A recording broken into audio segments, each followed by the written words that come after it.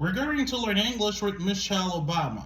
Well, hello, and welcome to this video. My name is Jimmy from Anglais.2, and this channel is all about helping you navigate to the amazing world of English. As I just said, today's lesson is going to be taught from one of Michelle Obama's speeches. Are you ready? Let's go! Ici, Anglais.2 avec Teacher Jimmy qui l'a pour aider à améliorer l'anglais en ce qui concerne listening, speaking, writing, reading, and so on. Abonnez, partagez, like. Well, j'ai que nous sommes dit dans l'introduction de son 1, nous allons étudier l'anglais à travers Michelle Obama. C'est une femme qui est très éduquée, très formée, très éloquente. Le dame ça a parlé ou pas capable apprendre yon bagay. Ni lui-même ni Marie-Lie, je veux parler de l'ancien président Barack Obama. Donc ces deux mondes yo ont rencontré, c'est un couple que yo yé. Donc c'est deux mondes qui très éduqués, c'est deux mondes que m'apprécie en pile. Le y a parlé au moins m'apprendre un bagay quand même. Eh bien c'est à travers dame ça qui c'est Michelle Obama que nous allons étudier anglais. Ou même qui t'a même prononcé anglais, même genre avec américain yo, nous allons apprendre quelques principes, quelques méthodes, que vous capable d'utiliser pour capable arriver sonner même genre avec américain yo. C'est un discours de Michelle Obama que nous allons utiliser et puis nous enseigner comment capable de bien prononcer mot yo et pour capable sonner même genre avec un américain. Marquez tout de Michelle Obama qui a parlé, et puis après ça, nous allons décortiquer tout ça qu'il t'a dit pour vous, ou tout principe, et pour capable, sonner même gens avec Américains, le a parlé. C'est parti. There's another young man, Roger Sanchez. He's another example of a Czech alum who is working toward his North Star goal. In 5th grade, Roger came to the United States from the Dominican Republic to live with his mother. When Roger arrived in America, he could barely speak a word of English. He often couldn't understand anything his teachers were saying, so he decided to put a piece of paper in his pocket so he could jot down all the new words he heard, and then he'd ask his friends and teachers to translate for him. He went to the library and poured through books and videos and cassettes to help teach himself English. And after all those hours of studying and practicing, Roger arrived here at Bell, ready to thrive. And every day he put the same effort into his classes that he put into learning English. He joined the baseball, the football teams. He helped found your Global Kids Club so that students could discuss world issues. And last spring, he graduated with nearly a 4.0 GPA. And today, Roger's a freshman at American University. He's majoring in international relations, and he also volunteers as a mentor. He's paying it forward. He's helping high school students, just like all of you, with their college applications and essays. And I had a chance to meet Roger, who's here today, and I'd like to, Roger, can you stand up if you're in the audience so we can give you a round of applause? We're so proud of you. There Roger is.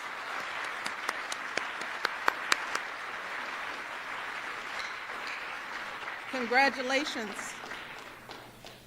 So every day, students like Minbera and Roger and all of you are proving that it is not your circumstance that defines your future. It's your attitude. It's your commitment. You decide how high you set your goals. You decide how hard you're going to work for those goals. You decide how you're going to respond when something doesn't go your way. And here's the thing. Studies show that those kinds of skills like grit, determination, skills like optimism and resilience, those skills can be just as important as your test scores or your grade scores or your grades. And so many of you already have those skills because of everything you've already overcome in your lives. Maybe you've had problems at home and you've had to step up, take on extra responsibilities for your family. Maybe you come from a tough neighborhood and you've been surrounded by things like violence and drugs. Maybe one of your parents has lost a job and you've had to struggle just to make it here today. One of the most important things you all must understand about yourselves is that those experiences are not weaknesses. They're not something to be ashamed of. Experiences like those can make you stronger and more determined. They can teach you all kinds of skills that you could never learn in a classroom.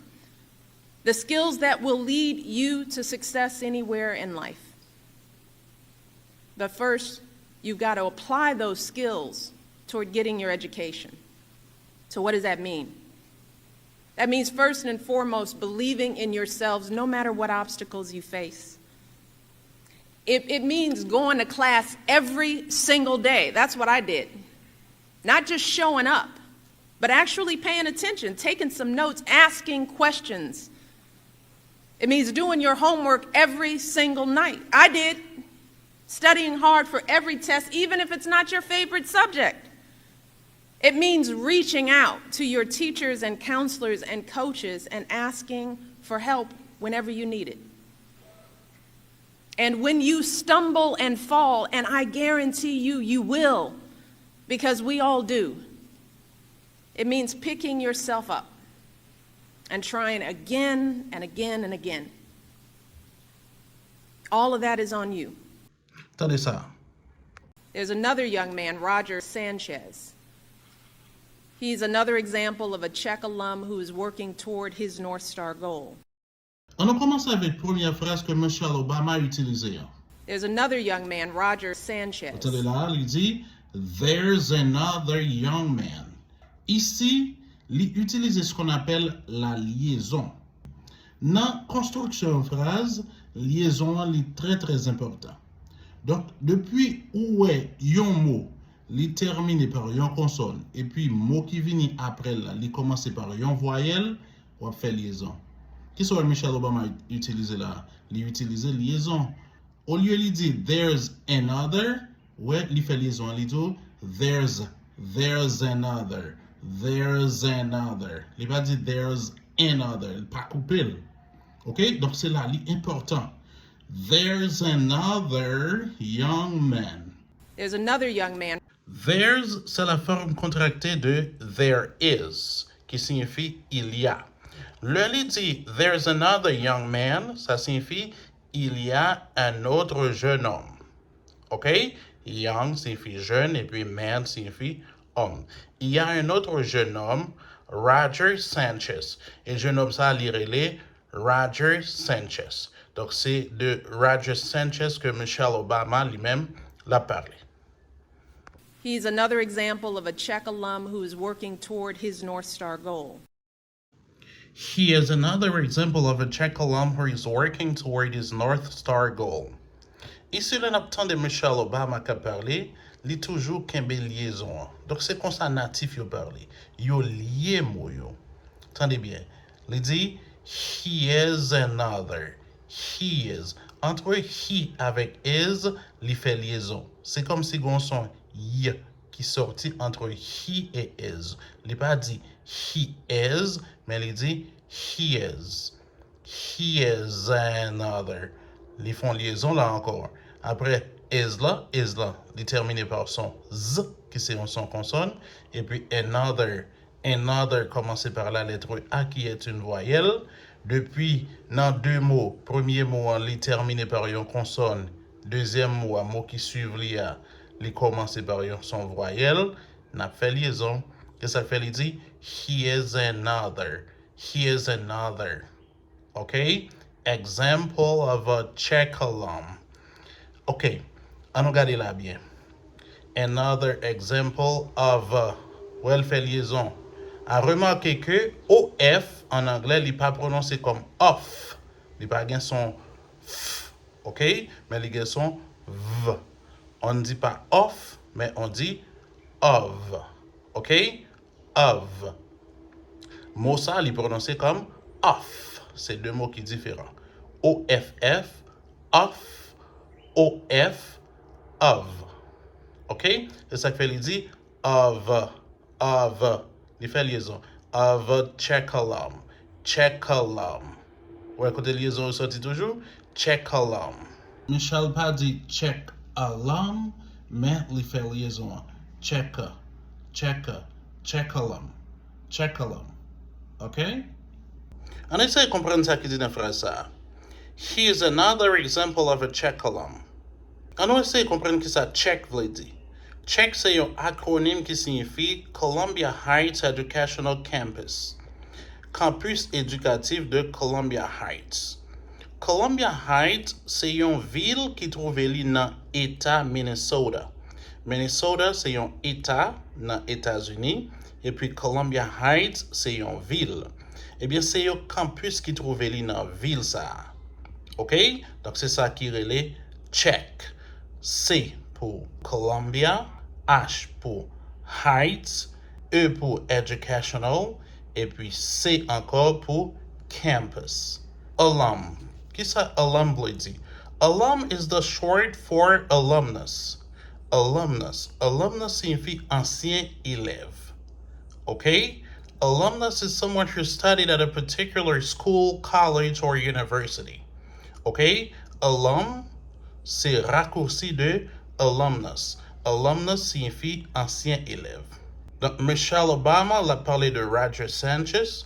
Il dit que c'est un l'autre exemple de ancien élève qui était dans le campus ça. OK? Alum signifie ancien élève.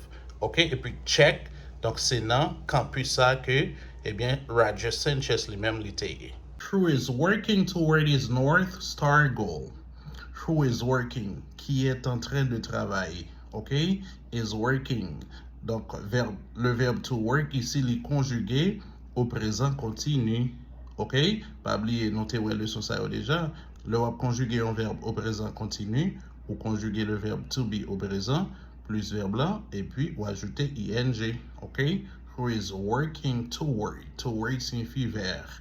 OK? Le verbe marcher vers une direction, marcher vers un endroit ou utiliser toward. I'm walking toward you. Je marche vers toi. OK? His North Star goal. Qui ça qui relève North Star goal? North Star goal refers to a long-term ambitious goal that acts as a guiding light. Donc, là, on parle de North Star goal. C'est un objectif à long terme que yon moun gagne. Et objectif ça lui servi moun de lumière et moun lui-même la marcher vers direction pour lui atteindre objectif. OK? Donc, c'est ça, le North Star Goal. Le Michelle Obama dit que Roger Sanchez is working toward his North Star Goal. Ça veut dire Roger Sanchez la travaille vers son objectif. OK? There's another young man, Roger Sanchez. He's another example of a Czech alum who is working toward his North Star goal. In 5th grade, Roger came to the United States from the Dominican Republic to live with his mother. In 5th grade. 5th signifie 5e. OK? Grade, c'est année. Donc, c'est comme ça, il y a un niveau d'études. Le petit monde à l'école, si tu es dans la première année, vous attendez, il dit first grade. First grade, première année. Second grade, deuxième année.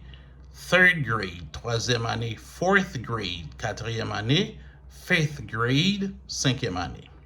OK? Eh bien, c'est ça, Michelle lui dit là. Il dit que in 5th grade, Roger came to the United States. Came, c'est le passé du verbe to come. OK? Come, c'est venir. Donc, si vous conjuguez le verbe to come au passé, ou utiliser came. OK? Roger came to the United States. Dans 5e année, Roger Sanchez était rentré États-Unis. OK? From Dominican Republic. Ça veut dire Roger Sanchez est sorti en République dominicaine. To live with his mother. To live with. Gardez bien. Ici, Michelle lui utilisé liaison encore. With his. With his. Liaison en lit très très répétée dans le langage parlé en anglais américain. Pas seulement en anglais américain, anglais même l'on parle. Il y a une liaison. Donc, c'est dans toute langue qui gagne, ça y aurait les liaisons. OK? Ici, Michelle dit with his. With his. Ils font liaison là. His. H-I-S. Le mot ça, li écrit pour compte, li, l'on prononce ou supposé prononcer H là. C'est un H aspiré que lié. His. His. Mais le mot ça li dans une phrase côté que ou besoin faire liaison avec lui, le mot qui placé avant his là, li terminé par un son consonne, OK? Donc l'on lié son consonne ça avec his, eh bien H là li vient pas aspirer encore, H là li perdu son li. Au lieu dit his, li vient gen son is. Et ça fait Michel là, li dit with his. Li pas dire with his, la prend trop de temps, la bon coupure, mais il tout fait liaison with his, ok? With his mother, ça sont l'autre mot encore que m'tariment bien prononcé. Mother, là ouais, moi mettez pointe langue moi dans mi-temps rangé dans ça c'est son que TH lui-même li gagne. TH là en anglais li gagne deux sons. Li gagne ce qu'on appelle unvoiced sound, ça veut dire les pas sonores, ou juste mettez pointe là on a mis arrangé dans et puis on fait l'air sorti. OK?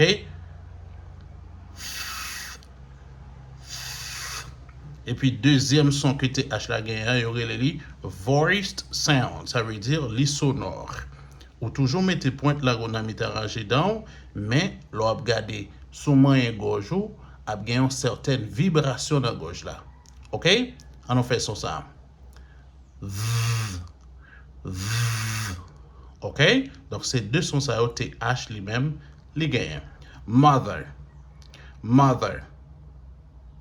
Donc, c'est ça que Michel a expliqué là. Il dit que Roger Sanchez, il était rentré aux États-Unis dans la classe 5e année et Roger Sanchez est sorti en République dominicaine. Et il est rentré à vivre aux États-Unis avec maman. In fifth grade, Roger came to the United States from the Dominican Republic to live with his mother. When Roger arrived in America, he could barely speak a word of English. When Roger arrived in America, he could barely speak a word of English. Michel dit que lorsque Roger Sanchez est arrivé en Amérique, il n'a pas même dit un mot anglais. OK?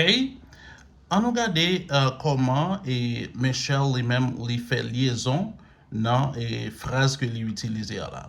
When Roger arrived in America. When Roger arrived in America. Ici, nous avons le verbe to arrive. Le passé de to arrive, c'est arrived.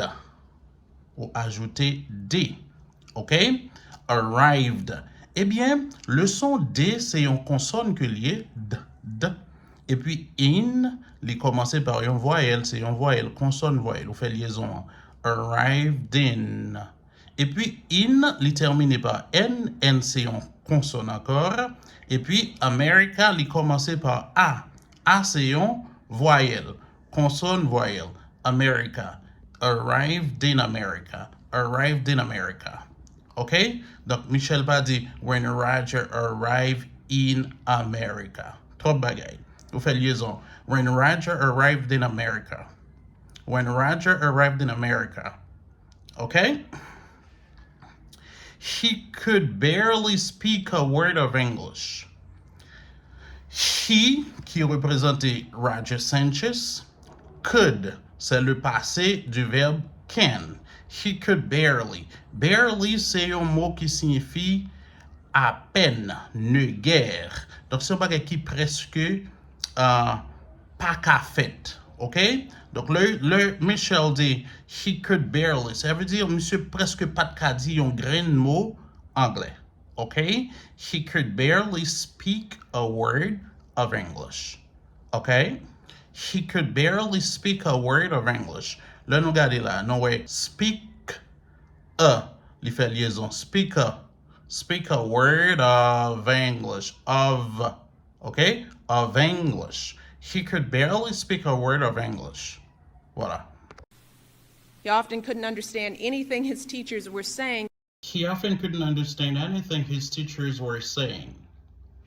Ici, Michel toujours parlé de Roger. OK? Il dit que il était souvent pas comprendre rien que professeur Lio te kon a dit. OK? He often. On regarde mot ça. Often. Mot ça, il signifie souvent. Il est capable de prononcer de deux manières. Majorité natif yo éliminé son T. Yo pas dit often, yo dit often. Mais ici, Michelle Obama, il prononce T. Il dit he often. He often could OK? Son T a sorti là. Donc ça veut dire, on est capable de prononcer mot ça de deux manières. On est capable de dire often ou bien often. Couldn't. Couldn't. Alors, could, c'est le passé de can. Couldn't, c'est la forme contractée de could not. OK? C'est la forme contractée de could not. On regarde qui liaison que Michel lui-même lui fait là. Couldn't understand. Alors, moi, il prononcé comme couldn't. Théa, li, est comme si Michel jetait son Théa. Théa perdu son là. Vous avez dit couldn't understand. He often couldn't understand. OK? Donc, c'est ça la liaison. Anything. Anything. Pour que ça ait utilisé anything, il n'y a pas utilisé something ici. C'est parce que any est utilisé dans les phrases négatives et interrogatives. Something. Some est utilisé dans les phrases affirmatives. Michel dit he couldn't. Couldn't, c'est la forme négative. OK? He couldn't understand anything. He couldn't understand anything his teachers were saying. Okay? he often couldn't understand anything his teachers were saying, so he decided to put a piece of paper in his pocket so he could jot down all the new words he heard, and then he'd ask his friends and teachers to translate for him. So he decided to put a piece of paper in his pocket. Ici, Michelle Obama lui utilise he, qui est un pronom personnel. Donc, on a parlé de Roger. OK? Roger, c'est un garçon. C'est ça que fait lui utiliser he. He decided. Donc, on va regarder. Donc, c'est une histoire que Michelle a expliqué de Roger Sanchez. Assurément, c'est ça qui fait que les conjugués verbaux dans le temps passé. OK? She decided. Decided, c'est le passé du verbe to decide. He decided to put a piece of paper. Ici, il y a une liaison que Michelle l'a utilisée là. Put a piece of paper. Well, il n'a pas dit put a piece of paper. Non, il just collé, il fait le fond seul. To put a piece of paper. OK? Put, c'est le verbe mettre. Par qui lettre doit-elle terminer? Il est terminé par la lettre T. OK? A. A, il est suivi de T. T. T. C'est un son consonne. Et puis E. On fait liaison. En anglais américain, apprendre ça bien. En anglais américain, lorsque un mot terminé par T et que mot qui suivent il commence par une voyelle, eh bien, l'on fait liaison hein, ou prononcer le T ça légèrement comme la lettre D. You hear ça? Flap D. OK? Il prononce comme ça. Et ça faut entendre Michel dit, she decided to put a. Put a OK? Put a piece of. Piece. Vous entendez son là? Son consonne. Of. Piece of. piece of paper in his pocket. Il fait liaison. Piece of paper. Et puis, attendez comment le prononcer of là. O-F là. Pas oublier que je non le prononcer comme of. Mais dans mi-temps phrase, là, on parle rapide, yo prononcer comme e. E. Surtout, là, fait liaison. Attendez, Michel dit a piece of paper. So he decided to put a piece of paper In his pocket. Voilà, liaison encore. In. In, n. His. Nous sommes fait ça là. His, H-I-S.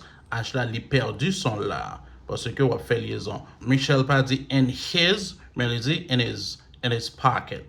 So he decided to put a piece of paper in his pocket so he could jot down all the new words he heard, and then So he could jot down all the new words he heard. Ici, jot down. Jot down, c'est un verbe qui signifie noter rapidement. Professeur là, ben, une explication, ou bien on est en conférence, et puis conférencier a parlé, et puis on trouve quelques bagages qui sont très très importants, on a long cahier, ou bien on a long mot sur papier, ou noter ça rapide. Il y aurait ça jot down. OK? Jot down all. Il y a une liaison là qui fait encore. Consonne voyelle. Down. N. Le son N, c'est un son consonne. Jot down all. All, il commence par une voyelle. OK? Donc c'est ça, photo de Michel dit. So he could jot down all the new words he heard, and then he'd ask his friends and teachers to translate for him. And then he'd ask his friends and teachers to translate for him. Ici, nous avons une structure grammaticale là. He'd ask. Là, nous regardons, nous avons un apostrophe D qui est placé après pronom personnel là, qui c'est he. He'd. Apostrophe D qui est placé après un pronom personnel, li capable la forme contractée de deux auxiliaires. Li capable forme contractée de would, li capable forme contractée de had. Mais comment on peut faire identifier est-ce que apostrophe D c'est forme contractée de would ou bien s'il c'est forme contractée de had? On va regarder pour qui verbe qui est utilisé après apostrophe D. OK? Si c'est infinitif sans tout, verbe blanc qui est utilisé, eh bien, apostrophe D, c'est la forme contractée de would.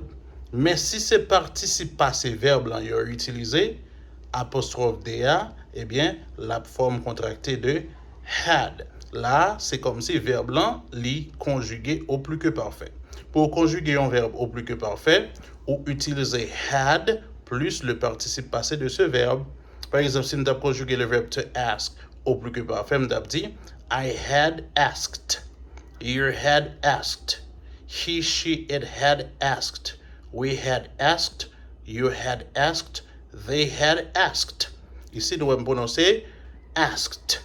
Donc, m'ajouter ed avec le verbe to ask qui vient par moins le participe passé du verbe to ask. Mais dans la structure phrase, est-ce que m'ajouter ed avec ask? Non. Eh bien, l'irrité comme ça, c'est ask. C'est l'infinitif sans tout. Eh bien, apostrophe D, c'est la forme contractée de would. OK? He'd ask. He'd ask his friends.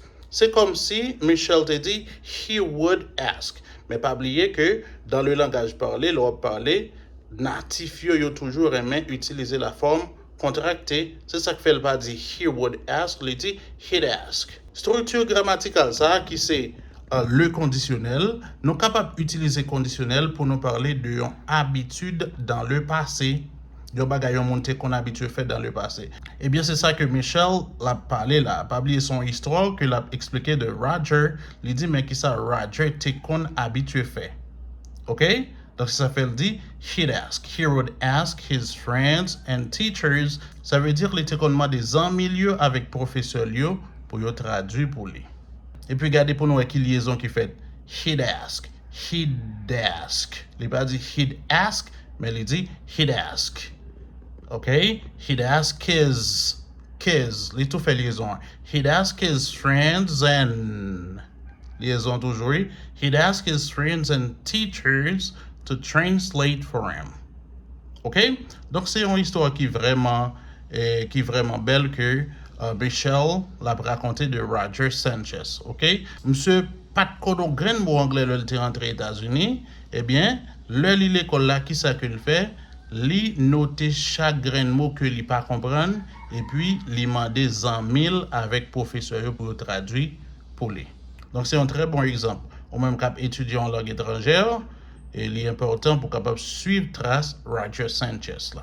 So he decided to put a piece of paper in his pocket so he could jot down all the new words he heard, and then he'd ask his friends and teachers to translate for him.